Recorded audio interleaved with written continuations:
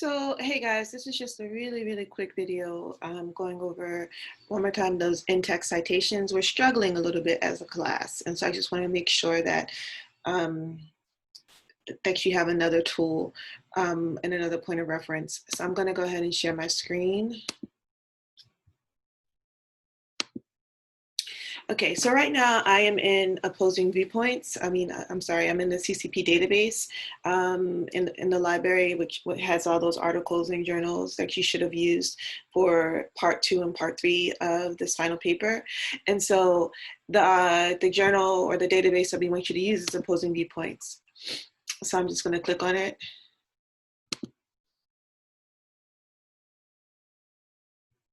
All right, from opposing viewpoints, I'm going to go to browse issues, where a lot of you should have begun, particularly if your issue was under there. And so this gives me like some suggestions for things I can write about for my final paper. I'm going to go ahead and go to gun control and violence. Okay, so here it gives me an overview of the topic, right? So historically, but here's where I can kind of go in and I can look at sources from different places. So academic journals are just that. They're journals that come from universities and academic publishers. So they're geared toward an academic audience. So they're geared toward professors, geared toward people in grad school. It's kind of like very specialized knowledge. News would be like broader things. That would be things that I would get from like the Philadelphia Inquirer or Times Magazine or New York Magazine. So I'm gonna, and viewpoints would just be kind of different viewpoints that I can get. So I'm gonna go to news and then academic journals. So in news, and there's a ton of sources. So I'm gonna click on news. All right, and so I'm looking and seeing if there's anything that stands out to me. And so the article that kind of got my interest was Parents of a Slain Student Take on Smith & Wesson. So I'm going to click on that. All right, here's the article. What I want, and so there is an author, it's from the New York Times, the publisher is the New York Times. The database is opposing viewpoints, right? That's just, in the database is where you kind of have all this information put in one place, but it's not necessarily the publisher. I think there's some confusion there. All right, so here's a nice cheat. One reason why you should always use a database if you have access to one is because they do a lot of the work for you. So here is the citation. So if I'm going to use this article, I don't have to think about how to do it. They do it for me. So if I'm going to use this article, I'm going to go ahead and copy it. And I already did this, but I'm going to go ahead and open my Microsoft Word document, and I'm going to paste it. So here's the pasting of that article. I have the author's last name, I have her first name, I have the full title of the article, I have the magazine where it's from, the date where it was published, and my access date. A lot of you in your in-text citation are putting Gale. That is not what you put. You're either going to do it by a process of elimination, right?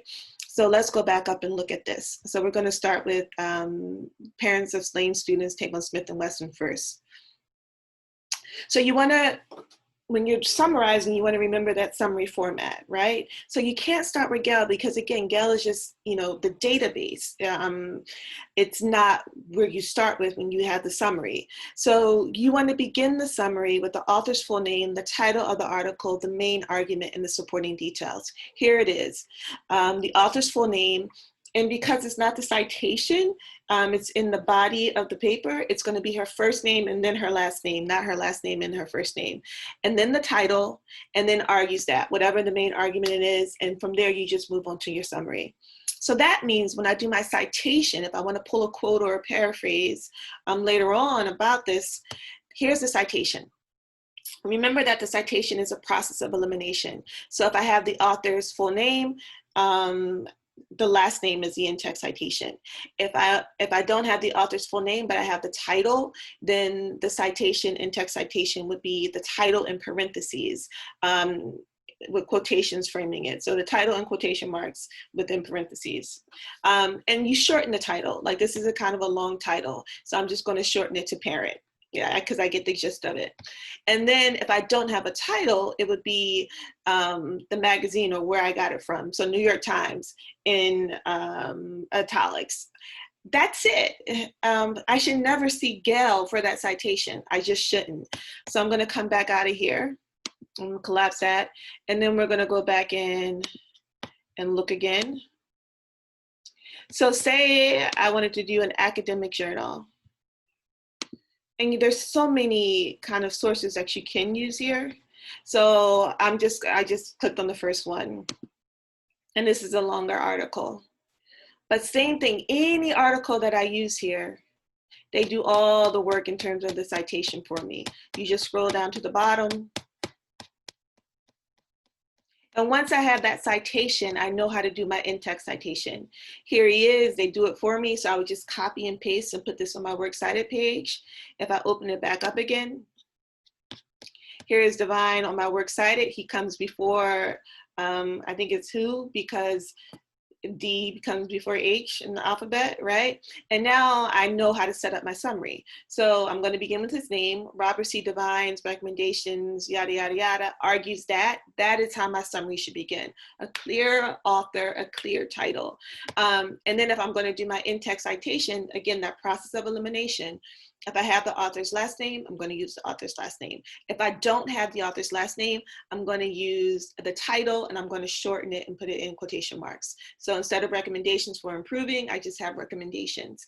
If I don't have either an author or a title, I'm going to use where I got it from. And again, it's not Gail in context. So this article is from University of Massachusetts Law Review. This is what goes here. It's never Gail in context, again, because that's just the database. So that's what I want to point out. And I'll go ahead and post this for you as well. So I'm going to stop my share. Hopefully this is helpful. If you take away nothing else, check your citations, your in-text citations, and make sure that none of them have Gail, because that's not what should be there. Good luck. I think this is my last video for the week. We'll see how it goes as I read over everything. All right, take care.